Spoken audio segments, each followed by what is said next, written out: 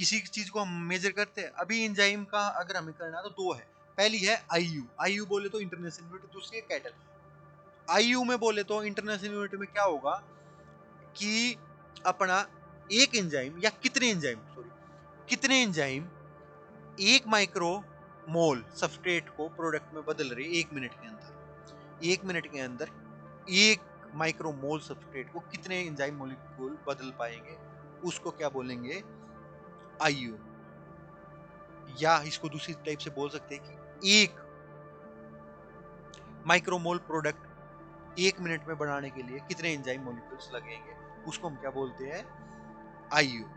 इसका ही दूसरा एक टाइप है, मतलब दूसरी यूनिट है एंजाइम की, वो है कैटल। कैटल बोलता है भैया नॉर्मल सी चीज है, मिनट और इन चीजों को छोड़ो, माइक्रो वाइक्रो को भी छोड़ो, एक चीज याद रखो, कितने एंजाइम मॉलिक्यूल 1 मोल सबस्ट्रेट को 1 सेकंड में बदल पाएंगे।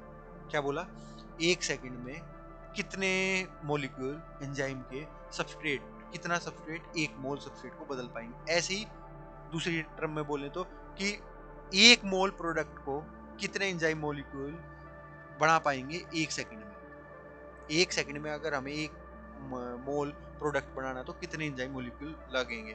पर इनका एक ये है, वो मतलब अगर हम इनका मोल, माइक्रोमोल, अगर इन चीजों को हम रखेंगे तो लास्ट में एक इंटरनेशनल यूनिट है 16.67 नैनो कैटल, नैनो कैटल। ये वाली चीज हमारी आ जाएगी। अगर आप इसको माइक्रो की जगह माइक्रो रखोगे, मिनट की जगह मिनट रखोगे, सेकंड की जगह सेकंड रखोगे और फिर इक्वल करोगे तो क्या आएगा, 1 international unit is equal to 16.67 nano katal. ये चीज याद रख लेना है, गेट में डायरेक्ट क्वेश्चन पूछ भी रखा है, ये चीजें गलत करने की नहीं होती। टर्नओवर, टर्नओवर ये है कि भैया जैसे एक होता है ना कि एक कंपनी का टर्नओवर कितना है, तो एक एंजाइम कितने सबस्ट्रेट को प्रोडक्ट में बदल पाएगा, कितनी देर में, 1 सेकंड में। एक एंजाइम मॉलिक्यूल कितने सबस्ट्रेट को प्रोडक्ट में बदल मतलब प्रोडक्ट में बदल पाएगा। कंडीशन एक ही है, सबस्ट्रेट है ना, सबस्ट्रेट है वो भर भर के होना चाहिए, बल्क में होना चाहिए।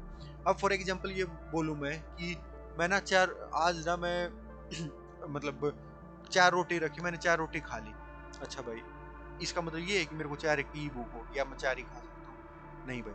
अगले दिन 8 रख दोगे मैं 8 खा लूंगा, 40 रख दोगे 40 को खा लूंगा। बट एक दिन ऐसा होगा कि 70 रोटी रख दी और मैं 60 ही खा पाया, तो 60 मेरा क्या है, मेरी हद है कि वो मेरी हद क्या है कि मैं 60 रोटी ही खा सकता हूँ, जस्ट एग्जाम्पल, इतना खाता नहीं।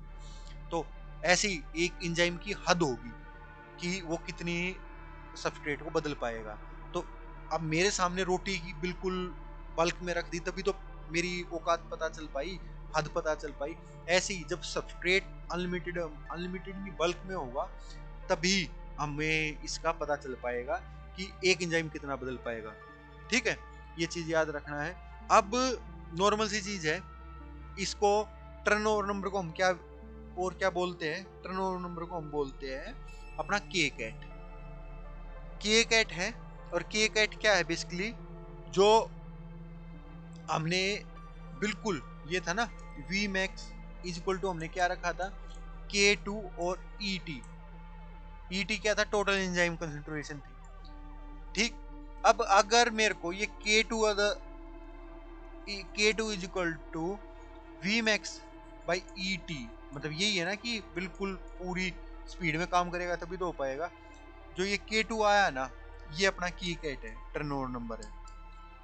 ठीक, ये फार्मूला याद रख लेना, बहुत इंपॉर्टेंट है, बहुत ज्यादा इंपॉर्टेंट है।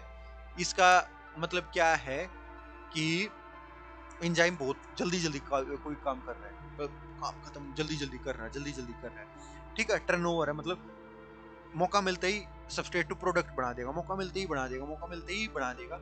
ये वाली चीज क्या है अपना। ठीक है, के कैट ज्यादा का मतलब क्या है कि रिएक्शन उतनी ही तेज है, के कैट ज्यादा रिएक्शन तेज, टर्नओवर ज्यादा, मतलब 100 रुपए के 200 बना रहे हैं तो 10,000 के कितने बना देंगे, 20,000, 1 लाख के 2 लाख, तो वही है, वो टर्नओवर है।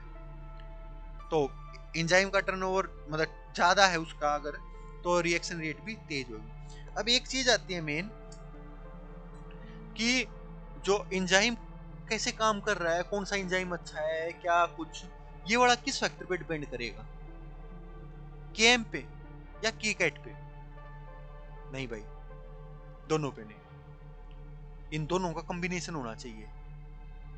एक ये है कि एक एंजाइम ना या एक बंदा बहुत जल्दी काम कर देता है और बहुत अच्छा काम करता है, उसको काम ही ना मिले तो काम मिलने का क्या काम है? एफिनिटी काम। अगर एक एंजाइम है वो सबस्ट्रेट से मिलेगा, पीएस बनेगा, फिर तो आगे काम हो पाएगा ना। मिलने के बाद तो ये बहुत अच्छा काम कर लेता है, मिलने से पहले ये बात नहीं कर पाता या कुछ भी, तो दिक्कत है ना। एक क्या है कि बहुत अच्छा बात कर लेगा स्टार्टिंग में बिल्कुल सबस्ट्रेट से, बट वो उसको कन्वर्ट नहीं करा पाएगा, वो केएम की दिक्कत है। तो हम बेसिकली एंजाइम की परफॉर्मेंस किसके ऊपर बेस्ड रहेगी? दोनों पे, के कैट के ऊपर भी, कि के कैट ज्यादा होगा उतना ही अच्छा है, के एम जितना कम होगा उतना ही अच्छा है। तो परफॉर्मेंस क्या आ गया? के कैट और के एम पे, ठीक, के कैट बाई के एम। इसको हम क्या बोलते हैं?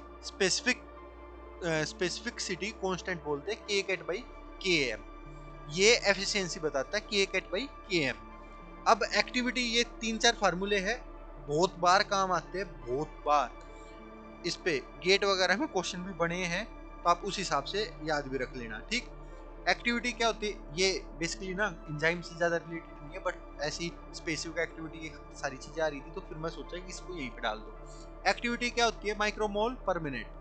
स्पेसिफिक एक्टिविटी, जो भी हमारी एक्टिविटी निकली है ना, उसको हम स्पेसिफिक एक्टिविटी, मतलब बाई में प्रोटीन कर देंगे ना, कितने प्रोटीन ने ये काम किया। पूरी एक्टिविटी थी पूरी एक्टिविटी थी, उस पूरी एक्टिविटी को जितना प्रोटीन था उससे डिवाइड कर देंगे तो क्या आएगा? स्पेसिफिक एक्टिविटी आएगी। और मोलिकुलर एक्टिविटी कितनी आएगी?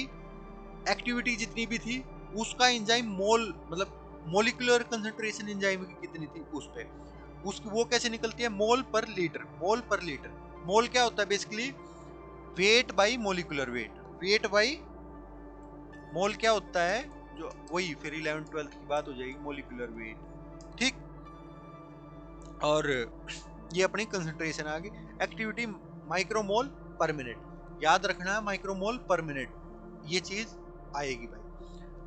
आ भी रखी है एक्चुअली। अच्छा, ये एक ग्राफ है। अब इसमें एक चीज है, देखो बाई टाइम क्या होगा, ये कंसंट्रेशन है चीजों की। प्रोडक्ट की कंसंट्रेशन स्टार्टिंग में कितनी थी?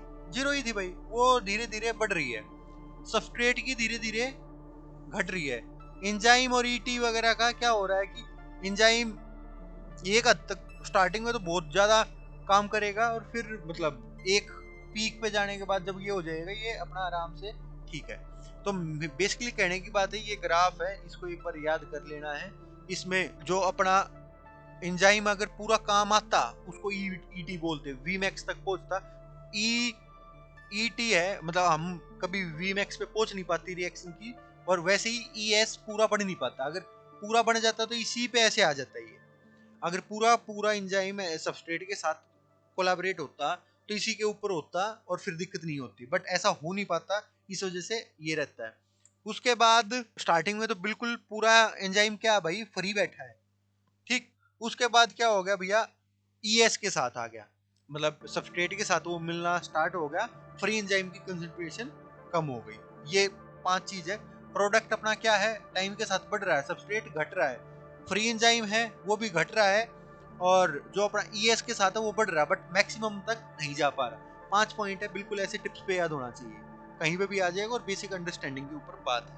अभी तक हमने जो पढ़ा है ना, वो पढ़ा है kinetics of single substrate enzyme. मतलब सिंगल सबस्ट्रेट बोले तो एक ही सबस्ट्रेट है, उसी के साथ एंजाइम काम कर रहा है और फिर अपना प्रोडक्ट बना रहा है। और अब हम जस्ट एक छोटा सा टॉपिक है कर लेते हैं बीच में ही। तो अब क्या है कि भैया दो सबस्ट्रेट है और प्रोडक्ट भी अपना अलग अलग कुछ भी हो सकता है। एक सबस्ट्रेट है, उससे दूसरा भी बन सकता, मतलब दो, मतलब एक के साथ काम हो रहा था तो कोई दिक्कत ही नहीं थी। अब दो हो गए, कई सारे हो गए, तो तब उनके साथ एंजाइम कैसे काम करेगा उसकी हम बात करेंगे, उसकी काइनेटिक्स देखेंगे। अब फॉर एग्जांपल एक एंजाइम था, दो अपने बेचारे सबस्ट्रेट थे और उसको उसने बदल दिया, तो कैसे बदला होगा? ऐसा हो सकता है कि पहले ए के साथ काम किया हो, एक कम्प्लेक्स बना लिया हो, फिर बी आगे लगा हो बेचारे पे, और फिर लास्ट में अपना ई अलग हो गया, ए से प्रोडक्ट बन गया पी, बी से क्यू बन गया, ऐसे अलग हो गया। मतलब कहने की बात है कि मैंने पहले एक सामान उठाया, फिर मैंने दूसरा उठाया, मैं वहां पे गया, मैंने एक सामान रख दिया, फिर दूसरा रख दिया, मैं वापस आ गया। ठीक, एक तो ये मेथड है। दूसरा मेथड, मतलब इसी मेथड के दो तरीके हैं। एक तो क्या हो कि मेरे को ना मजबूरी हो कि पहले ये सामान उठाना, फिर दूसरा सामान उठाना है, मजबूरी है भाई, सीक्वेंस में चलना पड़ेगा मेरे को। और एक क्या है, रैंडम, भाई तेरा काम है, कुछ भी कर ले, कैसे भी कर ले, सामान उठा के उधर पहुंचाना है। तो एक तो रैंडम है और एक सिक्वेंशियल है। ये वाली चीज अपनी इस चीज में बोला, सिक्वेंशियल ऑर्डर, सिक्वेंशियल रैंडम, जो मैंने अभी एग्जांपल दिया उससे समझ गए होगे। अभी इसी का एक तो राउट ये हो गया, एक है अपना डबल डिस्प्लेसमेंट, इसको हम अपना पिंग पोंग भी बोलते हैं, पिंग पोंग टाइप का भी।